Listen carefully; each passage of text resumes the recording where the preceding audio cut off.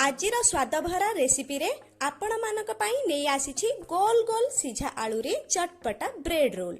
Bread roll रो सब tips मु आपण मानक सह वीडियो माध्यम रे शेयर करबी। आउ आपण वीडियोटी को देखि सारिला परे सब्सक्राइब लाइक शेयर करिवार आशा करबी। त लेट काई की स्टार्ट करि देबा आजिर रेसिपी।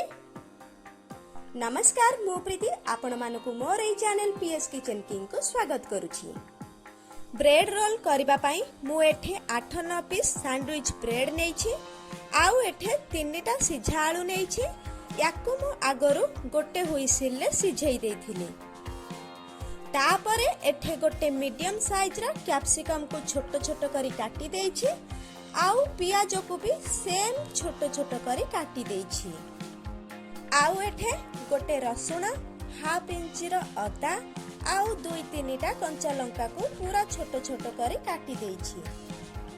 ता सह किछि धनिया पत्र आउ आंबो अदा को छोटो छोटो चुन चुन करी काटी देइछि। प्रथमे आमे ब्रेड सब को ग्राइंड करके ब्रेड पाउडर बनै देबा। सेथि पई मिक्सिंग जार रे ब्रेड को हाथ रे छोटो छोटो करके दे देबा। ग्राइंडिंग करि सारला परे याकू गोटे प्लेट को बाहर कर देबा।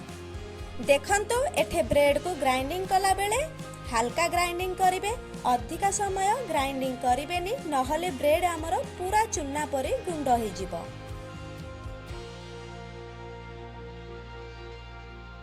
तापरे आमे सिझेई की रखिथिबा आलू को एमिति हाथ रे मैश कर देबा। तापरे गोटे जगह रे गोटे कप पानी आउ सेथिरे 2 चामच मैदा आउ 2 चामच कॉर्नफ्लोर आउ आधा चामच गोलमरीच गुंड देकी ताकू भल भाबरे मिक्स कर देबा। एठे आमे ब्रेड रोल पाई सब दरकार थिबा सामग्री को रेडी करि नेले। एबे आमे नेक्स्ट प्रोसेस को जिबा। एठे आमे गोटे पैन रे 2 चामच रिफाइंड तेल को देई ताकू भल भाबरे गरम हेबा को देबा। तेल गरम होला परे छोटो छोटो काटी की रखिथिबा अदा, रसुण, कंचा लंका को दे देबा। आउ ताकू गोटे मिनिट पाई मीडियम फ्लेम रे भाजी नेबा। रसुण, कंचा लंका, अदा को एकाठी भाजीबा द्वारा ब्रेड मसाला रे यार फ्लेवर बहुत बढ़िया आसी थाए। तापरे सेथिरे दे देबा काटी की रखिथिबा चुन चुन पियाज को। आउ ताकू 3 ରୁ 4 सेकंड पाई भाजी नेबा। मने रखिबे पियाज को केवल 3 ରୁ 4 सेकंड ही भाजीबे, अधिका भाजीबेनी। पियाज एथिरे अधिक फ्राई हेबा दरकार नाही। तापरे आमे देई देबा काटी की रखिथिबा छोटो छोटो कैप्सिकम को। आउ ए सब को मिसेई की 1 ରୁ 2 मिनिट भाजी नेबा।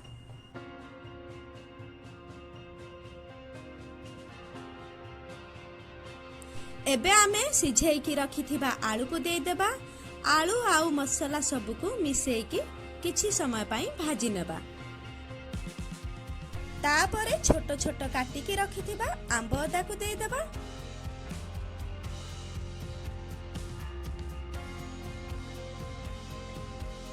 आउ एबे देई देबा स्वाद अनुसार लूण, गोटे चामच हळदी गुंड, आधा चामच गोलमरीच गुंड, गोटे चामच धनिया गुंड आउ गोटे चामच गरम मसाला को देई सब को मिक्स कर देबा।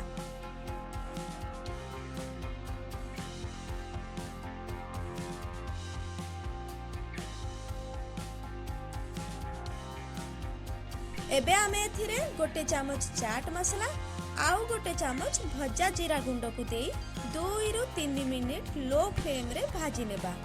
आउ लास्ट रे आमे धनिया पत्र को देई गैस रो फ्लेम को ऑफ कर नेबा। ब्रेड रोल पाई आलू मसाला पूरा पूरी रेडी। प्रथमे आमे याको ठंडा हेबा को 10 मिनिट छाड़ी देबा। ठंडा हे सारिबा परे ग्राइंड करके रखिथिबा अधा ब्रेड पाउडर को आलू मसाला ऊपर देई ताकू आमे भल भाबरे मिक्स कर देबा।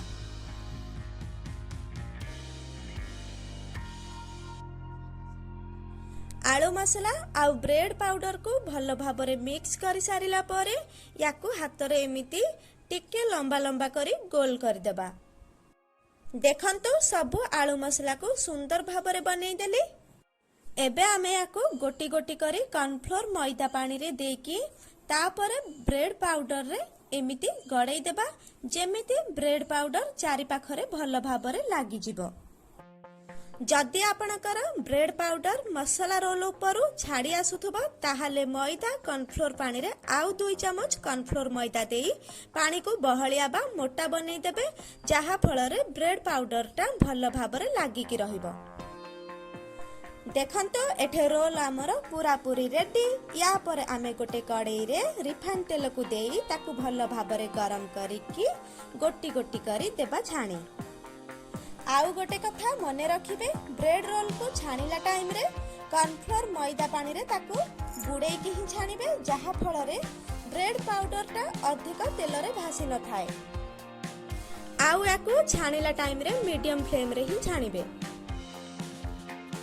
जदि ए पर्यंत वीडियोटी को लाइक करि नहंती तो लाइक कर दियंतु, फ्रेंड्स आउ रिलेटिव्स को वीडियोटी को शेयर करंतु।